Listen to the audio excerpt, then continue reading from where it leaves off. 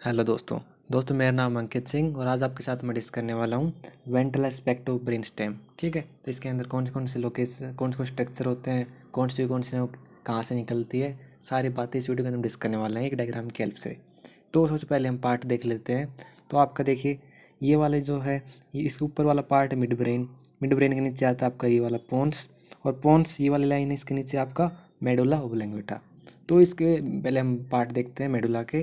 तो जो आपका येलो कलर में ये आपका ओलिव होता है, और जो जस्ट मीडियन सल्कस होता है वो जस्ट आपका साइड में रहता है, वो होता है पैरामिड। ये आपका ओलिव, ठीक है, ये ओलिव पैरामिड आपका पार्ट होता है मेडुला का। उसके बाद हम ऊपर चलते हैं, और जो मिड ब्रेन है, मिड ब्रेन से आपका जो ये स्पेस दिख रहा है इसको बोलते हैं हम इंटरपेडुंकुलर फोसा। ठीक है, ये मेन आपका इसके स्ट्रक्चर होते हैं, और साइड में आपका सेरिब्रल पेडंकल है, आप मिड ब्रेन से जो जाते हैं। ठीक है, अब बात करते हैं हम इसके वन बाय वन जो क्रिनलिनो निकलती हैं यहाँ से। तो क्रिनलिनो आपके हम पहले बात करते हैं आपका नीचे से। तो नीचे से जो आपका स्टार्ट होती हैं आपका पोंटो और मेडुलरी जंक्शन, ये पोन्स है, ये आपका मेडुला है। तो इन दोनों का जंक्शन, ये वाला जंक्शन, ये जंक्शन को क्या हुआ, पोंटो मेडुलरी जंक्शन। यहाँ से 3 नव निकलती हैं।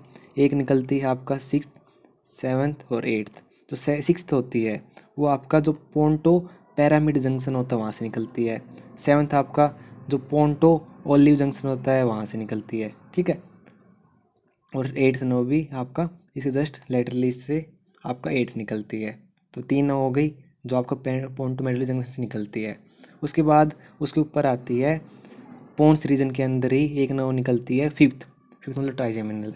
ये ओनली नव होती है जो आपका कम बाहर निकलती है वेंट्रल एस्पेक्ट ऑफ पोन्स से। ठीक है, सिर्फ एक नव आपकी वेंट्रल एस्पेक्ट ऑफ पोन्स से निकलती है, वो है फिफ्थ। 3 हो गई आपकी पोंटो मेडुलरी जंक्शन से। उसके बाद हम करते हैं 5 हो गया, 6 हो गया, 7 हो गया, 8th हो गया।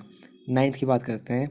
तो 9th है, 9th 10th और 11th, तीनों नव आपकी निकलती हैं जो आपका लेटरल टू ओलिव है, ओलिव पार्ट के जस्ट लेटरल से आपका 3 नव निकलती हैं। 9 10th 11th। 12th कहाँ से निकलेगी, तो 12th निकलती है जो आपको पैरामिड है ये वाला, और आपको ओलिव है, इन दोनों के बीच में से। तो 12th निकलती है बिटवीन पैरामिड एंड ओलिव। ठीक है, तो ये आपका लोकेशन होती है जहाँ से आपके 12th के लिए निकलती है। तो 12th 12 हो गया, 3 हो गए, आप 6th 7th 5th तक हो गया। अब ऊपर हम चलते हैं 4th 3rd। 4th आपका देखिए जो आपका सेरिब्रल पेडंकल है, सेरिब्रल पेडंकल वहाँ से जो मिड ब्रेन का रीजन है वहाँ से निकलेगी। और आपका 3rd है वो निकलती है जो इंटरपेडेंकुलर फोसा होता है ना वहाँ से। तो 3rd तो निकल गई आपका इंटरपेडेंकुलर फोसा से। और जो 4th है वो निकलती है जो आपको dorsal aspect of brain stem होता है ना वहाँ से निकलती है। और आपका ये आपका जो सेरिब्रल पेडंकल होते हैं उसके round winding round cerebral peduncle. ठीक है, तो ये आपको ध्यान रखना है कि जो आपका यही एक क्लेनो होती है जो आपको डोर्सल एस्पेक्ट से निकलती है, पीछे की तरफ से निकलेगी, फिर आपको वेंट्रल एस्पेक्ट में आ रही है, निकली है 4th डोर्सल की तरफ से है, डोर्सल एस्पेक्ट से, लेकिन बाद में ये आपको वेंट्रल एस्पेक्ट में आ जाती है। ठीक है, तो आपकी ये बात ध्यान रखनी है। सिर्फ यही एक नो होती है क्लेनो जो आपका पीछे से निकल के डोर्सल एस्पेक्ट से वो आपको वेंट्रली आती है, वो कौन सी होती है, ट्रोक्लियर 4th नाउ। तो तीसरा आपका याद रखना इंटरपेडेंकल फोसा, 4th आपको डोर्सली निकल के फिर बाद में आपका वाइंड आपका उसके अराउंड सेरिब्रल पेडंकल है उसके अराउंड घूम के आगे आ जाती है। 5th आपका निकलती है वेंट्रल एस्पेक्ट ऑफ पोन्स से। 6th 7th 8th आपका पोंटो मेडुलरी जंक्शन से। उसके बाद आपका आता है जो 9th 10th और 11th।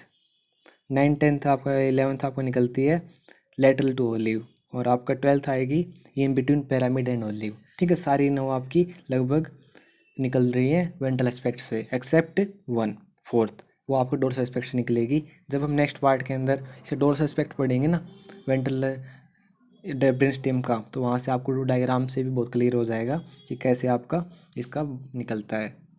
तो दोस्तों ये था आपका ventral aspect of brain stem के स्ट्रक्चर और उनसे कैसे आपके क्लिनो निकलती हैं।